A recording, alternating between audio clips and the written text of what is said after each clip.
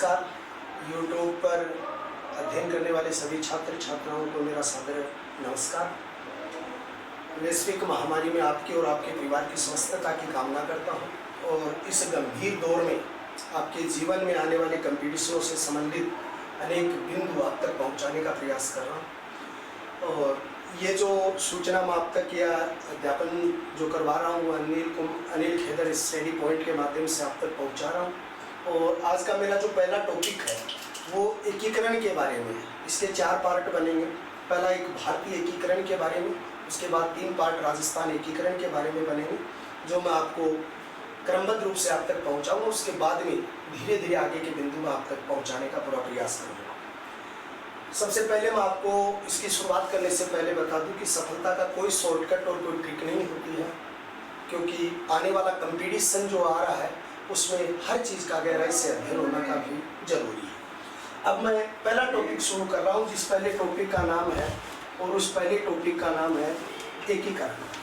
ये जो टॉपिक है एकीकरण, ये संपूर्ण भारत जो है उसका एक बहुत बड़ा अध्ययन बिंदु है। इस एकीकरण में 15 अगस्त सन 1947 ईस्वी भारत के लिए एक स्वर्णिम तिथि थी। और 15 अगस्त 1947 को जब देश आज़ाद हो गया, हम सब स्वतंत्र हो गए, तो हमारे सामने राजाओं को संतुष्ट करना, उनको एकता में लाना और सभी राज्यों में प्रशासनिक व्यवस्था को कायम करना बड़ी चुनौती थी। और ऐसी चुनौती कोई भारतीय ऐसा युग पुरुष ही ले सकता था जिसमें करने की एबिलिटी हो, मादा हो, या ऐसा व्यक्ति जो ऐसा काम कर सकता हो।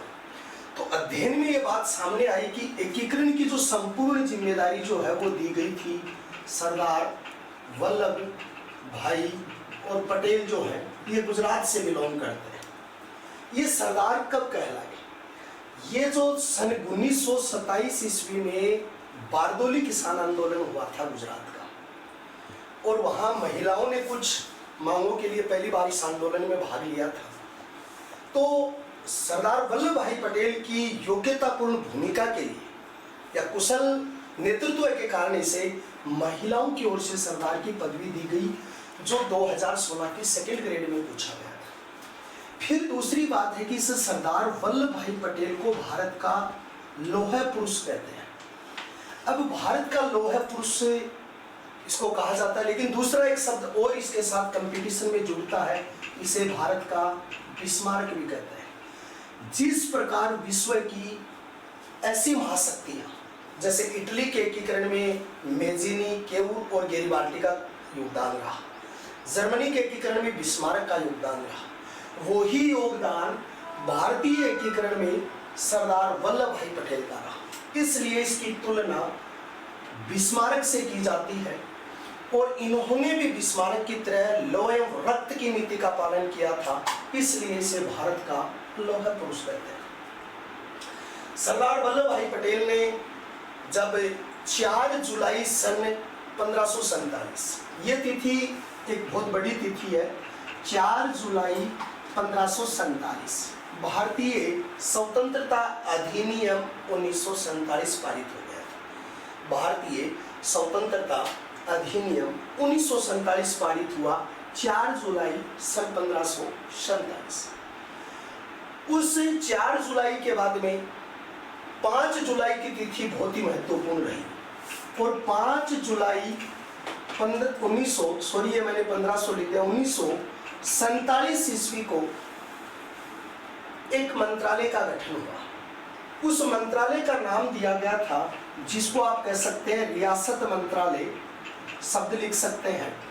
इसका दूसरा शब्द आपको पूछ सकता है स्टेट मंत्रालय, इसको आपको पूछ सकता है राज्य विभाग। ये कई नाम इसको दिए गए। ये शब्दावली जो आपको है उसका प्रयोग करते हुए 5 जुलाई 1947 ईस्वी को इसका गठन किया गया, और इसका सचिव जो बनाया गया था वो सचिव बनाया गया था वीपी मेमन को बनाया गया था। इस वीपी मेमन को इसका सचिव नियुक्त कर दिया गया। इसका अध्यक्ष सरदार वल्लभ भाई पटेल को बनाया गया। और ये जो रियासत मंत्रालय था, ये किसका परिवर्तित रूप था?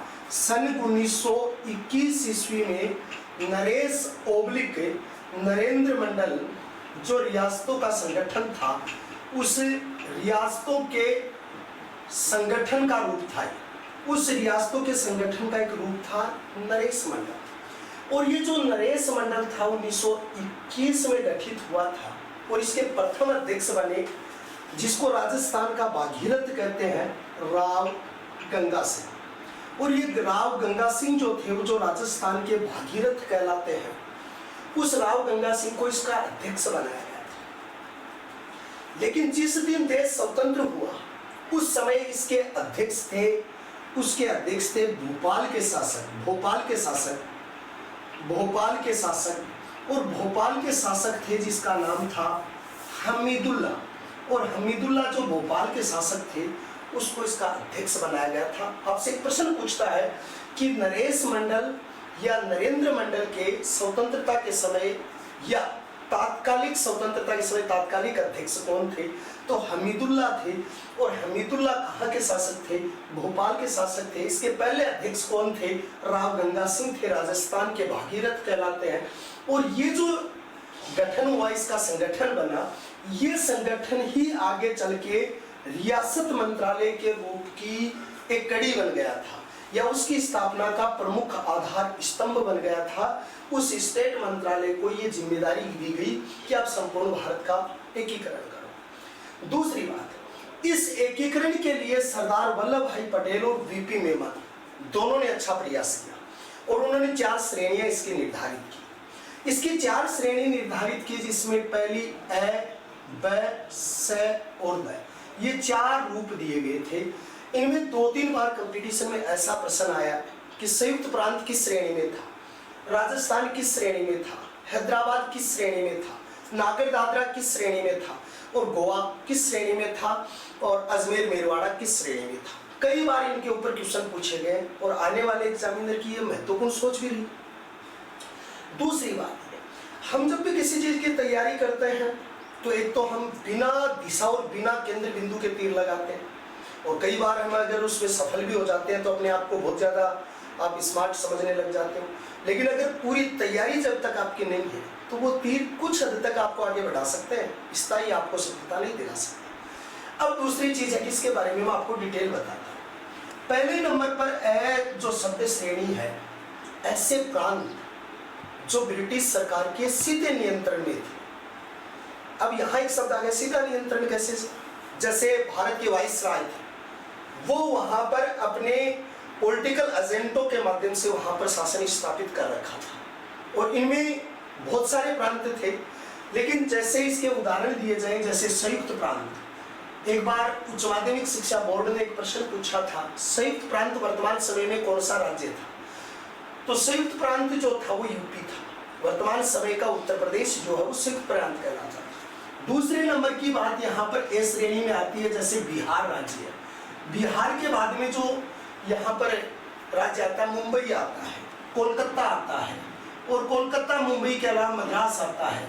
ये सारी चीजें जो आती हैं वो ए श्रेणी के राज्य थे, जहाँ पर वाइसराय सीधे रूप से नियंत्रण रख रहा है। फिर दूसरी चीज थी ब श्रेणी या बी श्रेणी। बी श्रेणी में वो राज्य थे जिन राज्यों पर राजा शासन करते थे, ब्रिटिश अधीनस्थ के रूप में या संरक्षण के रूप में। अब आप एक शब्द और भी पूछ सकते हो कि ये संरक्षण का नाम आपने बीच में कैसे ले लिया? जैसे आप सहायक संधि प्रथा पढ़ते हो, और उस सहायक संधि प्रथा में जैसे राजस्थान का उदाहरण देके समझाऊं तो उसमें सारे राजाओं ने अधीनता स्वीकार की थी। सबसे पहले करौली के हरबख्शपाल सिंह ने की थी, और सबसे लास्ट में जो झालावाड़ के मदनपाल सिंह ने 1838 ईस्वी में संधि की थी। और वैसे हम आपको बताते हैं सिरोही के शिव सिंह जो 1823 में की थी। तो ये संधि करने के बाद ये अधीनस्थ हो गए। अब यहाँ पर बी श्रेणी के अंतर्गत रियासत आती है, और इन रियासतों में जैसे हैदराबाद आती है, राजा थे वहाँ, जूनागढ़ आती है, राजस्थान आती है, और राजस्थान में भी बहुत थी, मेवाड़ थी, मारवाड़ थी, ढूंढाड़ थी। ये सारी रियासतें जो आती हैं वो इसके अंतर्गत थी। और सी श्रेणी में क्या था? सी श्रेणी में केंद्र शासित प्रदेश था। बहुत ही गजब शब्द है केंद्र शासित, कि अगर आप ये कहते हो कि सर भारतीय संविधान का जो भाग नंबर 8 है उसमें केंद्र राज्य इस प्रकार का जो वर्गीकरण दिया हुआ, क्या ये वो चीज केंद्र शासित थी? देखो थोड़ा सा फर्क था। ये केंद्र शासित वो प्रदेश थे जो ब्रिटिश मुख्यालय थे, जैसे दिल्ली, कुर्ग, जो आपके दिल्ली है, कुर्ग है, बलूचिस्तान है, अजमेर मेरवाड़ा है, ये 4 केंद्र थे उनके। और ये 4 केंद्र जिस पर सीधे केंद्र शासित कहलाते थे। अब राजस्थान में भी इनका एक था अजमेर मेरवाड़ा। इसमें एक आप एक शॉर्ट ट्रिक भी याद कर सकते हो, ए, बी, सी और डी। ए से आता है अजमेर मेरवाड़ा, बी से आता है बलूचिस्तान, सी से आता है कुर्ग और डी से आता है जो आपका दिल्ली। ये 4 इस तरह से थे जो केंद्र शासित थे। अब आप राजस्थान एकीकरण पढ़ोगे तो 19 ठिकाने और एक केंद्र शासित प्रदेश पढ़ते हो अजमेर। आप कहोगे सर अजमेर में तो चौहान वंश भी हुआ है। अब ये कहोगे मारवाड़ का भी अधिपत्य यहाँ पर रहा, मेवाड़ के गुहिल वंश ने भी शासन किया, सिसोदिया वंश का भी शासन रहा। और ये सर यहाँ कैसे हो गया फिर ये इनका? देखो एक संधि आती है इतिहास में, जो आपकी डांगा के युद्ध के बाद जो सांबर की संधि 1791 ईस्वी के अंतर्गत डी बोइन नाम के अंग्रेज अधिकारी थे और उन्होंने मराठों से अजमेर प्राप्त कर लिया था। उसके बाद में अजमेर पर सीधा नियंत्रण स्थापित हो गया था अंग्रेजों का। ये उक्ति आपको याद रखनी पड़ेगी। अब अगर मैं सीधा भी आपके सामने प्रस्तुत कर दूं कि ए, बी, सी और डी आगे, 4 प्रांत आगे, आने वाला कंपटीशन इतना सरल नहीं होता। आपके चेहरों पर एक विशिष्ट मुस्कान देने के लिए जरूरी है कि हम गंभीर होकर उस चीज की गहराई में उतरे और गंभीरता से आप तक वो टॉपिक बिंदु है वो लयबद्ध तरीके से पहुंचाए और वो लयबद्धता आपके जीवन में काम आए। फिर दूसरी चीज आपके सामने आती है द। अब ये द श्रेणी कौन सी? अब अंग्रेजों के बारे में एक प्रश्न आता है, अभी फर्स्ट ग्रेड में प्रश्न आया था इसके सब्जेक्ट विशेष में कि भाई भारत में आने वाली जातियों का सही क्रम लिखिए। अब हम अक्सर अमूमन ये लिखते हैं कि भारत में सबसे पहले पुर्तगाली आए, क्योंकि वास्को डी गामा भारत की यात्रा पर आए थे और वास्को डी गामा जेरोमिन के दरबार पहुंचे। अब उसके बाद में यहाँ पर कौन आए, तो इसका एक क्रम बनता था और उस क्रम में यह था कि सबसे पहले यहाँ पर पुर्तगाली आए, फिर यहाँ पर जहांगीर के दरबार में अंग्रेज पहुंचे, फिर उसके बाद फ्रांसीसी जो आपके फ्रांसीसी पहुंचे यहाँ पर, जो उन्होंने यहाँ पर राज्य स्थापित किया। इसका क्रम पूछा गया था उसमें। अब यहाँ पर एक 10 श्रेणी में आगे उपनिवेश, जैसे नागर दादरा, पंडुचेरी, नागर दादरा पंडुचेरी के अलावा गोवा के बाद में जैसे मोहे, ट्राउनकोर, ये कुछ फ्रांसीसी उपनिवेश थे और कुछ पुर्तगाली थे और उनको डी श्रेणी में रखा गया था। ये 4 श्रेणियां किसने बनवाई? ये चारों श्रेणियां स्टेट मंत्रालय सरदार वल्लभ भाई पटेल जी ने बनवाई और बीपी मेमन की बुद्धि और जो यहाँ सरदार वल्लभ भाई पटेल का क्वेश्चन था। और ये एकीकरण हो इस तरीके से उसकी पहली पृष्ठभूमि तैयार होगी। देखो थोड़ा सा इस टॉपिक को मैं एक व्यवहारिकता में लेके जाता हूँ, सिद्धांत की शिक्षा लेके जाता हूँ कि आप छोटी से छोटी एग्जाम से लेके बड़ी एग्जाम तक किस प्रकार इसको सेटिस्फाई करते हो। मैं नहीं चाहता ये चीज कि मैं आपको सिर्फ ये चीजें बताऊं कि भाई आप इस एकीकरण के अंतर्गत ये जूनागढ़ हैदराबाद 3 रियासत नहीं थी बाकी आगे थी, नहीं, मैं उनकी पूरी डिटेल आप तक पहुंचाना चाहता हूं कि आप उस चीज को पूरा अध्ययन करें। देखो जब भारत का एकीकरण हुआ तो भारत के एकीकरण के समय भारत के वाइसराय लॉर्ड माउंटबेटन थे, बड़े बुद्धिजीवी आदमी थे और लॉर्ड माउंटबेटन ने जो स्टेट मंत्रालय था उस स्टेट मंत्रालय से 2 प्रपत्र तैयार करवाए। उसके अंतर्गत पहला प्रपत्र इंस्ट्रूमेंट असेक्शन पत्र था, इंस्ट्रूमेंट असेक्शन, और दूसरा स्टैंड स्टिल एग्रीमेंट। ये 2 प्रपत्र तैयार किए। अब इन दोनों प्रपत्रों को क्या होता है, जब भी हम कोई चीज को पढ़ाते हैं, आप कोई गाइड का सहारा लेते हो, किसी बुक में देखते हो, आप उसके व्यवहारिक बिंदु को और सिद्धांत को नहीं समझ पाते। और ये कारण होता है कि शब्द तो दिमाग में है लेकिन ये पता नहीं कि इन दोनों का व्यवहारिक अर्थ क्या था। दोनों देखिए गौर से। पहले नंबर पर इंस्ट्रूमेंट असेक्शन पत्र था, जिसको आप ज्वाइनिंग लेटर कह सकते हो, जिसको आप विलय पत्र कह सकते हो। लेकिन आप जो स्टैंड स्टिल जो है, ये जो शब्द है, इसको आप ज्वाइनिंग लेटर नहीं कह सकते, इसको आप यथा लेटर कह सकते हो, यथा संभव कह सकते हो। अगर आपको मैं एक साधारण उदाहरण से इस चीज को बताता हूँ, मान लो आप किसी भर्ती में सेलेक्ट हो जाते हो और आप किसी भर्ती में सेलेक्ट हो गए, आपके पास उसकी नियुक्ति का पत्र आ गया कि आप इतनी तारीख को यहाँ पे सर्विस ज्वाइन कीजिए। ये इंस्ट्रूमेंट असेक्शन है कि आपको आमंत्रित किया, आपने ज्वाइन किया। लेकिन स्टेनलेस स्टील एग्रीमेंट है, मान लो आप उस समय अंडर डिग्री है या आप ग्रेजुएशन की डिग्री में चल रहे हैं और आपने ग्रेजुएशन पूरी नहीं की। अब वहां पर उस समय क्या होता है कि जो कोई भी परीक्षा लेने वाला संस्थान है वो अपनी एक विज्ञप्ति जारी करता है और उस विज्ञप्ति में ये लिखता है कि इस तारीख तक आपके पास डिग्री होनी चाहिए। तो ये जो डिग्री आपकी जो फाउंडेशन लगाई है कि आप इस परीक्षा में बैठ तो सकते हो, लेकिन इस तारीख तक आपको यथासंभव रूप से आप परीक्षा के काबिल हैं, लेकिन इस दिन के पास आपके पास ये कागज डॉक्यूमेंट आपके पास पूरे होने चाहिए। और इसको आप यथासंभव स्टैंड स्टिल यानी यथासंभव या यथास्थिति आप इसको कह सकते हो, जिसको एग्रीमेंट कहा गया। अब क्या हुआ कि जब 5 जुलाई सन 1947 को ये स्टेट मंत्रालय जब बना तो उसमें सभी रियासतों ने जो भारत के एकीकरण में आनी चाहिए थी वो आ गई, लेकिन केवल 3 रियासतें इससे अलग रह गई और उनमें 3 रियासत अलग रह गई, जिसमें एक था जूनागढ़ जो सौराष्ट्र काठियावाड़ गुजरात का हिस्सा था। हाँ, ये जरूर है कि जब 1956 में भारत का जब पूर्ण एकीकरण करते हुए एक व्यवस्था 7वां संवैधानिक संशोधन लाते हुए जब राज्यपालों की नियुक्ति हुई थी, उस समय गुजरात महाराष्ट्रीय क्षेत्र में था। 54 में वैसे अलग होने की इसकी परिसूचना बन चुकी थी, लेकिन ये पहले महाराष्ट्र का नाम आता है यहाँ पर, लेकिन अब गुजरात जब महाराष्ट्र से अलग हो गया था तो इसमें अब गुजरात क्षेत्र में है। और जूनागढ़ के बाद में दूसरी रियासत थी हैदराबाद, और हैदराबाद के बाद में तीसरी रियासत थी जम्मू कश्मीर। ये 3 रियासतें थी जो इस क्षेत्र में शामिल होती। अब देखो, अगर इसका शॉर्ट रूप बढ़ाया जाए, जैसे आजकल शिक्षक महोदय या मेरे साथी जो भी लोग हैं वो सीधी रूप से 2 बात बता देते हैं, वो तो सीधा देखो ये है कि हमने जब जूनागढ़ बताया तो हमने सैनाबाज खा भुट्टो का हमने इस शब्द के अंतर्गत हम लिख देते हैं, और ये शब्दावली यहाँ का मुस्लिम शासक जो था महमूद रसूल खां वो पाकिस्तान भाग गया और यहाँ पर इसका एकीकरण हो। फिर दूसरी हैदराबाद की हम बात लिखते हैं तो हैदराबाद ने स्टैंड स्टिल एग्रीमेंट में 12 महीने तो इस मामले को पेंडिंग रखा 48 तक, और फिर हैदराबाद में पुलिस कार्रवाई होगी। और जम्मू कश्मीर में डोगरा वंशी शासक थे हरी सिंह, उसने हस्ताक्षर करके इसको शामिल कर लिया। लेकिन मैं इस पे न तो संतुष्ट हूँ और नहीं यहाँ तक संतुष्ट हो सकता कि ये आपके कंपटीशन में आपको कहाँ तक आगे बढ़ा सकती है, इसलिए इसकी डिटेल सुनिए और बड़े ध्यान से सुनिए। पहले नंबर पर मैं आपके सामने जो टॉपिक है वो है जूनागढ़। इसके कितने कंपटीशन के क्वेश्चन बनते हैं वो देखिए।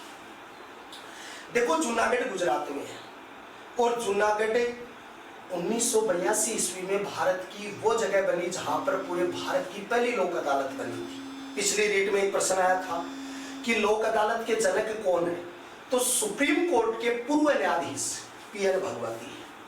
पीएन भगवती है जो इसके जनक है लोक अदालत की। दूसरी बात, ये जो जूनागढ़ है यहाँ मूंगफली अनुसंधान केंद्र है। ये दूसरा प्रश्न है, कंपटीशन का बहुत ही बड़ा प्रश्न है कि जूनागढ़ मूंगफली अनुसंधान केंद्र है। मूंगफली मूलतः ब्राजील का पौधा है। मूंगफली की चंद्रा किस्म बहुत ही उन्नत होती है। राजस्थान में सर्वाधिक मूंगफली बीकानेर में पैदा होती है, और मूंगफली जो है वो दलहन और तिलहन दोनों रूपों में आती है। वो मूंगफली के लिए जूनागढ़ यहाँ पर बहुत ही प्रसिद्ध है। ये शब्दावली इसके अंतर्गत आती है। जैसे आप ये कहते हो कि सर राजकोट है, वैसे इसके क्षेत्र में जैसे आप राजस्थान के लूणकर नस्ल को राजस्थान का राजकोट कहते हैं। हाँ, वो स्थान विशेष पैदावार के लिए मैं यहाँ अनुसंधान की बात कर रहा हूँ। दूसरी बात, ये जूनागढ़ एक अभिलेख मिला है। मेरी इस बात पर आप फोकस करना, ये अब की बार आईएएस के एक इंटरव्यू में एक प्रश्न पूछा गया था और इस पर थोड़ा सा आप फोकस करेंगे इस बिंदु पर। और वो देखिए, ये जो जूनागढ़ है यहाँ पर एक अभिलेख मिला है। जूनागढ़ अभिलेख 150 ईसा पूर्व का, यानी 150 ईसा पूर्व का अभिलेख मिला है। और 150 ईसा पूर्व का एक अभिलेख है, जिस अभिलेख का नाम है जूनागढ़। सबसे व्यवहारिक बात, ये भारत का पहला अभिलेख है जो संस्कृत भाषा में है। ये भारत का पहला अभिलेख है जो संस्कृत भाषा में है। वो अभिलेख जूनागढ़ अभिलेख में मिला है। और इस अभिलेख में पहली बार एक झील का बात बताई गई है। सुदर्शन नाम की एक झील थी। उस झील का निर्माण किसने करवाया, किसने जीर्णोद्धार करवाया? चलो मैं व्यवहारिक रूप से आपको बताऊं, उसे गौर से सुनिए, 1 मिनट का टाइम मुझे दीजिए। सुदर्शन झील, इसका निर्माण चंद्रगुप्त मौर्य के प्रांतीय गवर्नर पुष्यमित्र वैश्य ने इस झील का निर्माण करवाया। फिर ये टूट गई तो अशोक के प्रांतीय गवर्नर तुषाक ने इसका जीर्णोद्धार करवाया। उसके बाद स्कंदगुप्त और स्कंदगुप्त से पहले जो कनिष्क थे उनके काल में भी इसका जीर्णोद्धार हुआ है। तो इसका 3 बार इसका जीर्णोद्धार हुआ है और इस झील का निर्माण में पुष्यमित्र वैश्य का महत्वपूर्ण योगदान रहा। ये प्राचीन झील है, वहां पर 150 ईसा पूर्व का अभिलेख। एक जूनागढ़ किला है और पूरे विश्व का पहला किला है जहां पर एक तो लिफ्ट प्रयोग हुई है और एक पूरे विश्व का पहला किला है जिस पर एक पंक्ति बहुत अच्छी लिखी गई है कि जैसे हमारे बुजुर्ग लोग कहते हैं कि धीरे बोला करो दीवारों के कान होते हैं,